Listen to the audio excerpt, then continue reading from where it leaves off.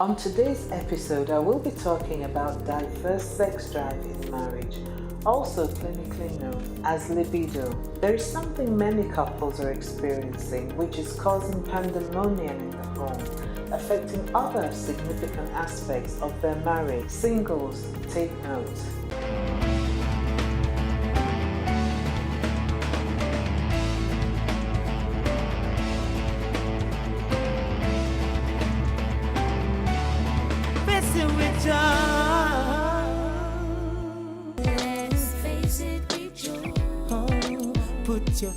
Welcome to Let's Face It with Joe, where real people share genuine social and relationship concerns. Primarily, estrogen, progesterone, and testosterone are hormones that affect a woman's sexual desire and functioning. In men, however, the main hormone is testosterone, and these respectively regulate libido in men and women. Even though people experience it, it can also be influenced by some social factors such as work, family, internal psychological factors, for instance, personality disorders and stress. These can have a major effect on a man or a woman's libido.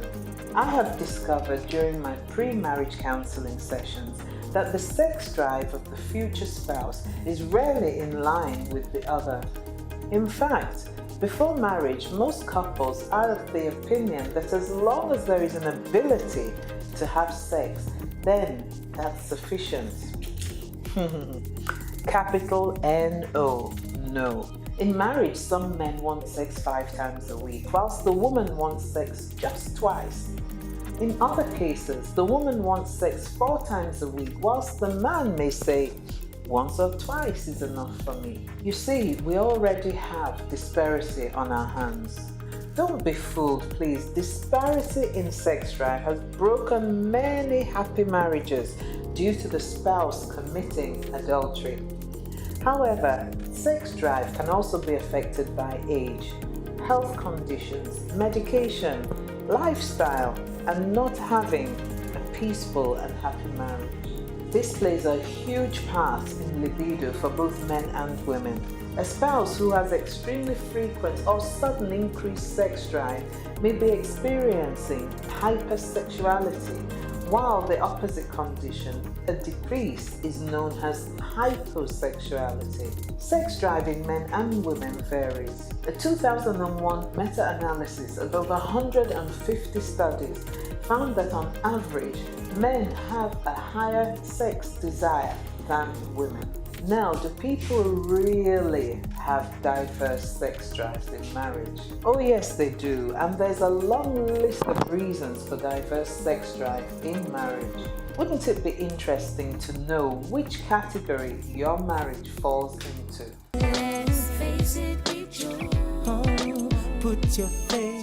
I'm here to talk about diverse sex in marriage.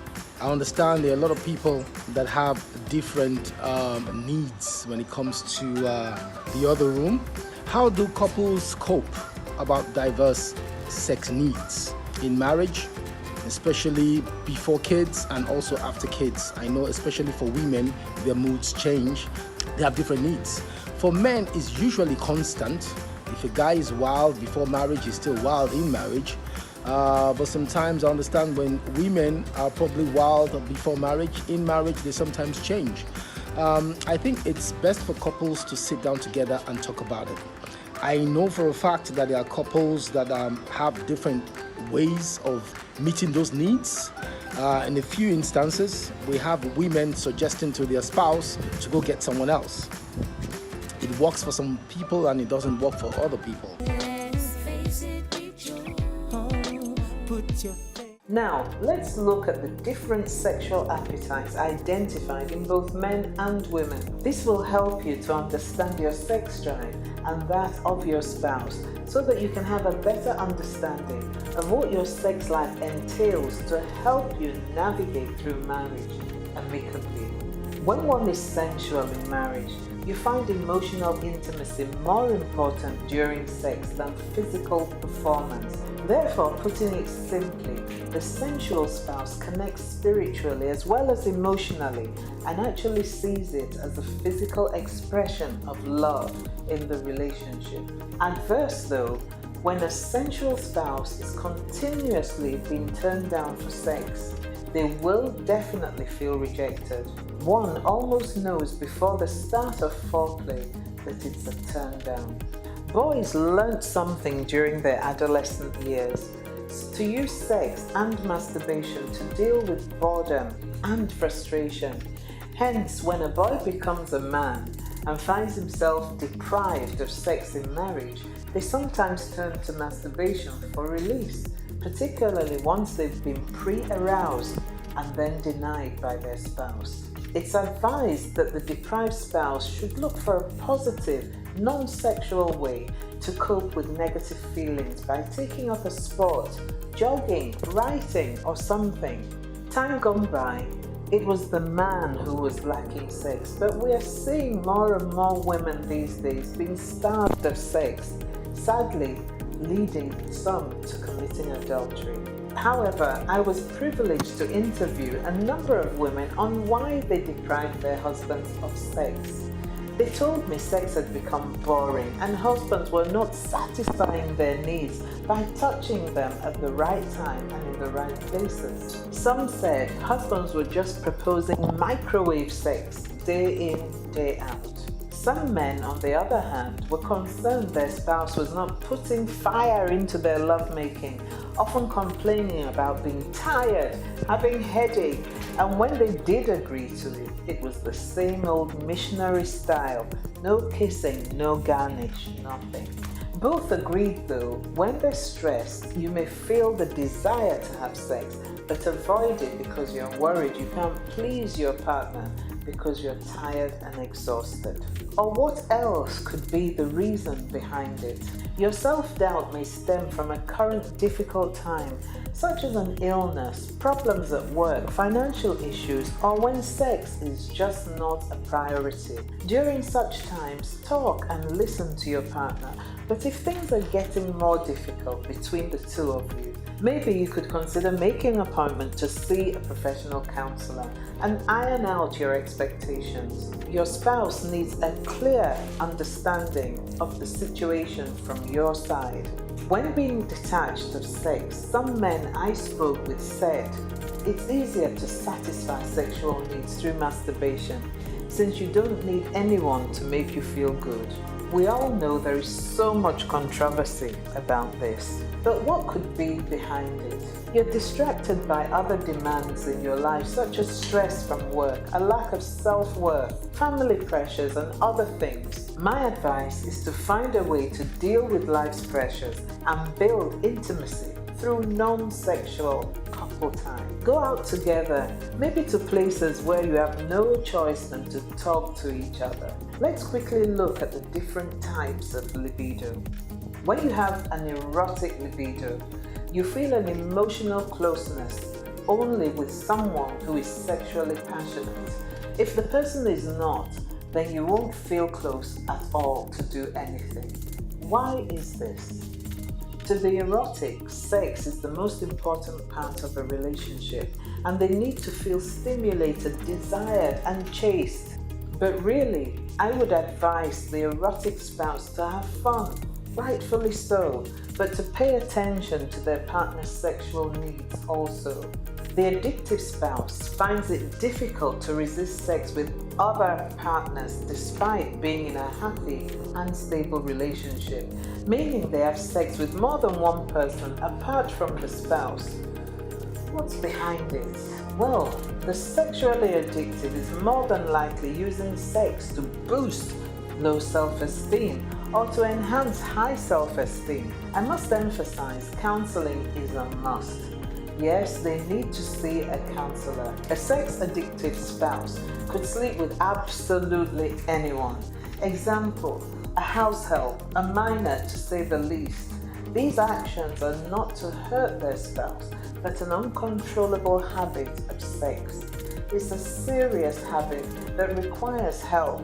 I once counseled a woman whose husband slept with her for 2 years non-stop, and then she begged him for a break. He asked if his wife was having an affair. Wow. A reactive spouse gets satisfaction only from pleasing the spouse, comfortable with their spouse's sex drive, and gains so much pleasure from giving pleasure rather than taking from the spouse. Advice is to encourage both partners to get sexual satisfaction, enabling both to express to the other partner what they want and what satisfies them. The entitled spouse. You feel you should get the sex life you want because you're in a committed relationship. So what's behind it? You may be placing too much emphasis on the hot sex you think everyone else is having in their marriage. A reality check is maybe you need help. The key that opens the door to sex in their marriage may not open the door of sex in yours. Very few married couples have sex every day. A compulsive fetish spouse finds it difficult to become aroused or enjoy sex unless it involves certain situations or objects. Why might that be?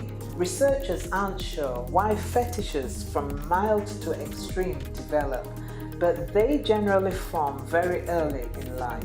Again, this spouse needs to talk to a counselor if the fetish nature is negatively affecting the couple's sex life.